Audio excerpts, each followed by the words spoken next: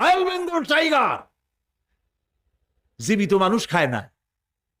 তার অর্থ কি? তার অর্থ হলো বাঘের মুখোমুখি মানুষ যখন হয় তখন বাঘের চেহারা দেখে মানুষের রুহু গলার কাছে এসে যায়। আত্মরা তখনই হয়। এরকম জীবনে আমার এক পজিশন হয়েছিল। লন্ডনে আমাকে আমার ভক্তরা বলল যে সাফারি পার্ক আমাকে দেখাবে। তখন চলো সাফারি পার্ক কি? যে সব জন্তু জানোয়ার ছাড়িয়ে দেওয়া, ওর মধ্যে দিয়ে গাড়ি নিয়ে যেতে হবে। তাই বললাম থাবা দিয়ে যদি গাড়ির গ্লাস গ্লাস ভাঙে? তা বললো যে ওখানে পুলিশ আছে, লোকজন আছে, হর্ন জোরে বাজাইতে হবে, নিয়ম আছে, তাহলে তারা আসবে এবং বন্দুকের মধ্যে রাবারের গুলি আছে, বিষ মাখানো, ওইটা মেরে দেবে, তারপরে জন্তুটা পড়ে যাবে, তার ঘুম আসবে, তখন বেঁচে যাবে। আমি দেখার লোভ সামলাইতে পারলাম না, আর ভয় তো ঘামে গেলাম। আল্লাহ ভরসা করে গেলাম। বিশাল এরিয়া, আল্লাহ যে কত দেখাইছে গোলামের, সুবহানাল্লাহ। সারা জীবন সেজদায় পড়েও কুলাইতে পারবো না, কত আল্লাহ দেখাইছেন, সুবহানাল্লাহ। গেট দিয়ে ঢুকলাম, লোহার বিশাল গেট, বাঘ সিংহ সব ছাড়িয়ে দেওয়া জঙ্গলের মধ্যে। তা আমরা গেছিলাম একটা ভালো সময়, সকালবেলা। সেখানে সব গোস্ত, বড় বড় গোস্ত, এগুলো খাইতে দিছে, প্রাণীরা সব গোস্ত খাওয়ায় ব্যস্ত। সেখানে মানুষগুলা, আমরা কাফের বলি আর যাই বলি, তাদের নৈতিকতা আছে। আমার দেশের বাঘগুলারে তাদের জন্য বরাদ্দ হচ্ছে গোস্ত, কিন্তু চার পায়া জন্তুরে হাড্ডি খাওয়াইয়া দো পায়া পশুগুলিতে গোস্তগুলো খাইয়ে ফেলে। পশুর চাইতে নিকৃষ্ট, ঠিক কিনা বলেন? পশুর খাদ্য নিজে খায়। যাই দেখেন আমাদের দেশের চিড়িয়াখানাগুলির অবস্থা, বাঘ শুকায় গেছে, হরিণ শুকায় গেছে, সিংহ শুকায় গেছে। তার তো শুকাবার কথা না। পরে কে খাওয়ায় জঙ্গলে? কে খাওয়ায়? আল্লাহ পাক খাওয়ান, সুবহানাল্লাহ। এত বড় বড় গোস্তের টুকরা এক একটা বাঘে পেয়েছে। বাঘ একটারে নিয়ে গাছে উঠছে, আর একটা টানাটানি করতেছে, আর আমরা গাড়ি নিয়ে আসতে যাচ্ছি। এক বাঘ তার ওই গোস্ত ফালায় থুয়ে আমাদের দিকে আগায় আসতেছে। আমি বললাম আল্লাহ, যা ভয় করতেছিলাম আমি তখন, ওই যে বলেছি যে মরা মানুষ বাঘে খায় না, বাঘ দেখলেই কলজে উড়ে যায়। আমার হার্ট বিট এত বাড়ছে, আর আল্লাহ আল্লাহ করতেছি, দোয়া দুরুদ শেষ হয়ে গেছে পড়তে পড়তে। বাঘটা একেবারে গাড়ির কাছাকাছি আসছে, ইন্না লিল্লাহ পড়তে পড়তে সরে গেলাম। আল্লাহর মেহেরবানি, বাঘটাও কি মনে করলো এই যে ছোট্ট আল্লাহর ছোট্ট গোলাম, হরে খাইয়া কি হবে, বোঝা ছাড়িয়ে দিল আমার মনে করে। তার যা শক্তি, গাড়ির গায়ে যদি থাপ্পড় মারতো, আমার টয়োটা গাড়ি ছিটকে আর এক জায়গায় পড়ে যেত। আল্লাহ বাঁচাই দিলেন, সুবহানাল্লাহ। সিংহের মধ্যে দিয়ে গেলাম, সিংহরা সব খোলামেলা খাইতেছে। সুতরাং আল্লাহ রাব্বুল আলামিন এই বাঘ, সিংহ, বড় বড় সাপ জঙ্গলের মধ্যে যদি না রাখতেন গার্ড হিসাবে, তাহলে এই ফরেস্ট ডিপার্টমেন্টের দোপায়া জন্তুগুলি সমস্ত জঙ্গলকে উজাড় করে ফেলে দিত। আল্লাহ এদের হেদায়েত করুন, জোরে বলেন আমিন। এই গাছ কেমনে চুরি করে মরিয়া দেখো। এখন তো মন্ত্রী সেলুট মারে পুলিশে, মরিয়া দেখো ফেরেশতারা কি দিয়ে মারে। প্রিয় ভাই সব, আল্লাহ রাব্বুল আলামিন এই সব জিনিস পৃথিবীকে দিয়েছেন। আর এইগুলি বলার পরে আল্লাহ পাক বলছেন যে এই চোখে দেখা জিনিসগুলি বললাম। কে বলতেছেন? চোখে দেখা জিনিসগুলি দেখালাম, এগুলি দেখে চোখ হলো, চক্ষুকে উন্মিলিত করার জন্য এই সব দৃষ্টান্ত আমি চোখের সামনে রেখে দিলাম। এর দ্বারা বোঝো এত বড় বিশাল আকাশ, অত বড় সূর্য, এত সুন্দর চাঁদ, এই পাহাড়, ওই সমুদ্র, এই বনবনানী যিনি সৃষ্টি করেছেন, আমার মতো ছোট্ট মানুষ মৃত্যুর পরে তিনি আবার জিন্দা করতে जगह जी लगाने के लिए ये दुनिया नहीं है, जगह जी लगाने के लिए ये दुनिया नहीं है, ये इबरत की जा है तमाशा नहीं है। এই পৃথিবী খেল তামাশা করার জায়গা না, দেখো আর শেখো আল্লাহ পাকের অপূর্ব সৃষ্টি, নৈপুণ্যতা, কলা কুশলতা দেখো, আর সেজদা দিয়ে আল্লাহ রাব্বুল আলামিনের শুকরিয়া আদায় করো। সুবহানাল্লাহ। আমরা যদি তা করতে পারি, আল্লাহরে যদি বুঝতে পারি, আমাদের আমল আখলাক ভালো হয়ে যাবে। আমরা চুরি করে গাছ বেচবো না, ওজনে কম দেব না, খাদ্যে ভেজাল দেব না, ঘুষ খাবো না, সুদ খাবো না, প্রতারণা করব না, মিথ্যা কথা বলবো না, আমরা ভালো হয়ে যাব। যদি এই একটি জিনিসকে বিশ্বাস করতে পারি যে আমার এই জীবন শেষ কথা নয়, আর একটা জীবন আসবে, সেই জীবনে এই জীবনের সব হিসাব দিতে হবে। আরো অনেক কথা বাকি, আজ বলবো না, বলবো আগামীকাল ইনশাআল্লাহ। সবাই বলি ইনশাআল্লাহ। প্রিয় ভাই, সব বন্ধুদের দাওয়াত দিয়ে আনবেন। দিন কিন্তু একদিন সরে যাবে। আল্লাহর এই নিয়ামতপূর্ণ কথাগুলি দিয়ে আমাকে আর যারা শোনেন সকলকে আল্লাহ যেন হেদায়েতের রাস্তা করে দেন, আমরা বলি আমিন। এখন আজকে 3 জন পুরুষ 1 জন মহিলা ইসলাম কবুল করবেন, আলহামদুলিল্লাহ বলেন। আচ্ছা ভাইরা, আপনারা যদি বসে থাকেন উচিত বলে আমি মনে করি। যদি তা না করা হয় তাহলে মানবতার বিরুদ্ধে অস্ত্রই শুধু সন্ত্রাসের হাতিয়ার হবে না, বরং তথ্য সন্ত্রাসও পারমাণবিক অস্ত্রের চাইতে ভয়ঙ্কর রূপ ধারণ করে ইসলাম এবং মুসলমানদেরকে ধ্বংসের পথে এগিয়ে নিয়ে যাবে। আল্লাহ সেই অবস্থা থেকে আমাদেরকে রক্ষা করুন, আমরা বলি আমিন। প্রিয় ভাই, সব কোরআন শুনতে এসেছি, আর কোরআন আমি শোনাবো বেমাশিয়াতিল্লাহ তাআলা, বিইজনিল্লাহ, বেফদলিল্লাহ। কোরআনের বিরুদ্ধে যতই সন্ত্রাস হোক, এর বিরুদ্ধে যতই অপবাদ হোক, অপপ্রচার হোক, কোরআনকে কেউ বন্ধ করতে পারবে না। সুবহানাল্লাহ বলে। আসেন শয়তানের ওয়াসওয়াসা থেকে আল্লাহর কাছে পানাহ চেয়ে নিয়ে যথারীতি আলোচনা শুরু করি। পড়েন আমার সাথে। আউযু বিল্লাহি মিনাশ শাইতানির রাজীম। বিসমিল্লাহির রাহমানির রাহিম। বিতাড়িত মরদুদ শয়তানের ওয়াসওয়াসা থেকে আল্লাহর কাছে পানা চাই। পরম করুণাময় আল্লাহ রাব্বুল আলামিনের নামে শুরু করছি। কোন সূরা আলোচনা করতেছিলাম? সূরা আন-নাবা। গতকাল যেখান থেকে শেষ করেছি ওখান থেকে শুরু করছি। ইন্না ইয়াওমাল ফাসলি কানা মিকাতান ইয়াওমা ইউনফাখু ফিস-সূর يوم ينفخ في الصور فتأتون أفواجا وفتحت السماء فكانت أبوابا وسيرت الجبال فكانت سرابا। সাদাকাল্লাহুল আযীম। ইন্না ইয়াওমাল ফাসলি কানা মিকাতা। নিঃসন্দেহে বিচারের দিনটি পূর্ব থেকেই নির্ধারিত হয়েই আছে। ইয়াওমা ইউনফাখু ফিস-সূরি ফাতা'তুনা আফওয়াজা। যেদিন সিংহায় ফুঁক দেওয়া হবে তখন তোমরা দলে দলে বেরিয়ে আসবে।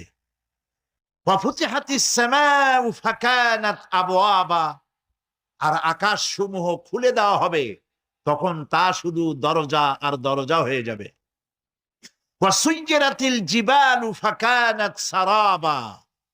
আর পাহাড় সমূহকে চালিয়ে দেওয়া হবে, ফলে তা মরীচিকায় পরিণত হয়ে যাবে। তেলাওয়াতকৃত আয়াতের এই হচ্ছে তর্জমা। আমি শুরুতেই বলেছিলাম সূরা নাবা হচ্ছে, নবী করিম সাল্লাল্লাহু আলাইহি ওয়াসাল্লাম বলেছেন, কেউ যদি দুনিয়ায় বেঁচে থাকা অবস্থায়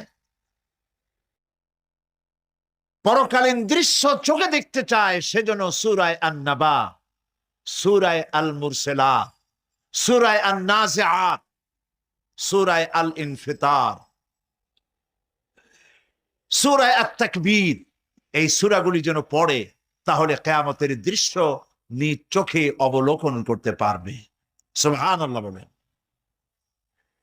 পরকালীন জীবন সম্পর্কে কোরআন যেসব যুক্তি পেশ করেছে তা হলো আল্লাহর এসব কিছুই বিচক্ষণতার বাইরে ছিল না, লক্ষ্যহীন এবং নিরর্থক নয়।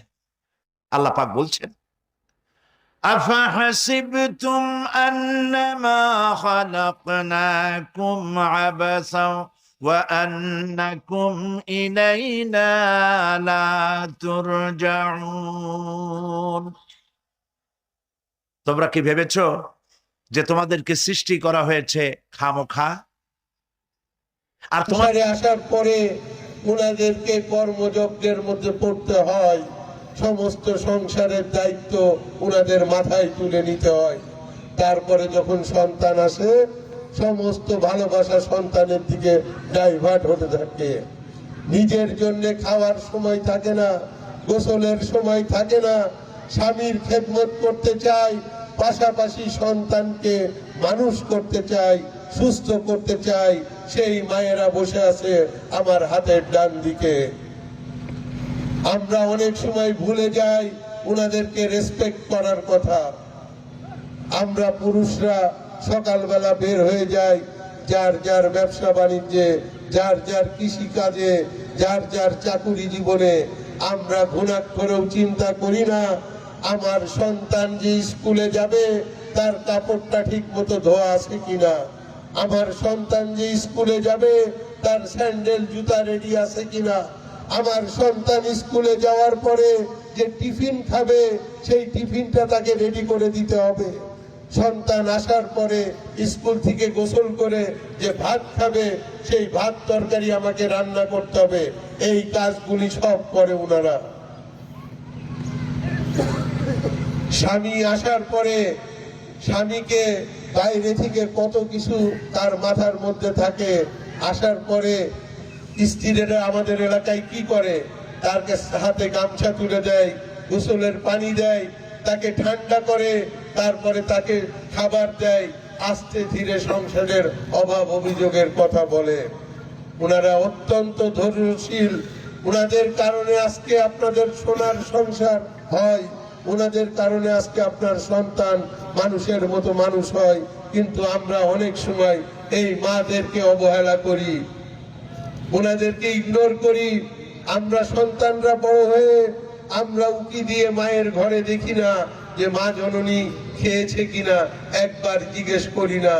কিন্তু এই মা, আমি যখন ছোট ছিলাম আমি নিজে দেখেছি। আমরাও মধ্যবিত্ত পরিবারের সন্তান ছিলাম, আমরা জয়েন্ট ফ্যামিলি ছিলাম, অনেক মানুষ একসাথে আমরা খেতাম। কোনোদিন যদি বড় মাছ কিনতো তাহলে আমরা সবাই দুপুরবেলা এক টুকরা করে মাছ পেতাম, আর রাত্রে খাওয়ার সময় মাছ ভেঙে ভেঙে মা চাচিরা আমাদেরকে দিত। আর বাড়িতে তো মেহমান লেগেই থাকতো। সারাদিন খাটুনির পরে মারা যখন খেতে বসতো কোনো তরকারি থাকতো না। আমি নিজে দেখেছি গামলার নিচে ঝোল পড়ে থাকতো, আলু পড়ে থাকতো, এগুলি দিয়ে উনাদের আহারের ব্যবস্থা হতো। কেন কথাগুলি বললাম? প্রত্যেক ঘরে ঘরে একই কাহিনী। কিন্তু আমরা বড় হয়ে এই মাদের স্যাক্রিফাইস মনে রাখি না। সারা জীবনটা উনারা স্যাক্রিফাইস করেন। উনারা সবার আগে বলেন ঈদের সময় আমরা মাদের কাছে বায়না ধরি, জামা লাগবে, জুতা লাগবে, আমার এইটা লাগবে, ওইটা লাগবে। কিন্তু বাবার কাছে বলার সাহস হতো না। মা কি করতো? বাবার মনটা যখন নরম থাকতো, মেজাজ মর্জি যখন ভালো থাকতো, নিজের জন্য কিচ্ছু চাইতো না। আস্তে আস্তে বাবার কাছে বলে আদায় করতো, সন্তানের জামা লাগবে, ঈদে নতুন পাঞ্জাবি লাগবে, নতুন স্যান্ডেল লাগবে, বাবার কাছ থেকে আমাদেরকে নিয়ে দিত। আর আমরা দেখেছি ঈদের দিন আমাদের মা আমাদের জন্য ভোরবেলা উঠে রান্না বান্না শুরু করত। দুপুর পেরিয়ে বিকাল হয়ে যেত, সন্ধ্যা হয়ে যেত, সেই ছিঁড়া কাপড়ে ঈদের দিন পার করে দিত। একটা নতুন শাড়ি তার ভাগ্যে জুটত না এই সন্তানদের আবদার পূরণ করার জন্য। আর বাবারা যে যখন দেখতো বাবা আমার সন্তান নতুন জামা পরেছে, ইউনিভার্সিটিতে পড়ে, দামি জুতা পরেছে, দামি কাপড় পরেছে। আমাদের বাবা সকাল সকাল পাগড়ি পরে, পুরাতন জামা পরে, জুব্বা পরে, ছিঁড়া স্যান্ডেল পরে আমাদেরকে হাসি মুখে ঈদগার ময়দানে নিয়ে যেত। কোনদিন মুখ কালো দেখি নাই। আমরা অনেকবার বলেছি আমার জামা পছন্দ হয় নাই, আমার বন্ধু অনেক দামি জামা পরে, আমার কেন কম দামি জামা দিয়েছ। অবুঝ ছিলাম তখন, বুঝি নাই যারে কম দামি জামা হলেও তো আমি পেয়েছি। আমার বাবা যে ছিঁড়া জুব্বা পরে ঈদগাতে হাসি মুখে গিয়েছে, কোনো কমপ্লেন আমাদের বাবা করে নাই। সারাদিন মা আমাদের জন্য লুচি বানিয়েছে, গোস্ত বানিয়েছে। আমাদের বন্ধু বান্ধব এসেছে, সবাই খাওয়ার পরে অবশিষ্ট কিছু থাকতো না, শুধু লুচি, শুধু রুটি সেমাই দিয়ে খেয়ে মারা ঘুমিয়ে গিয়েছে। আমরা সেই ধরনের পরিবার থেকে এসেছি। আজকে নীলমণিগঞ্জে বলতে আমার কোনো বাধা নাই।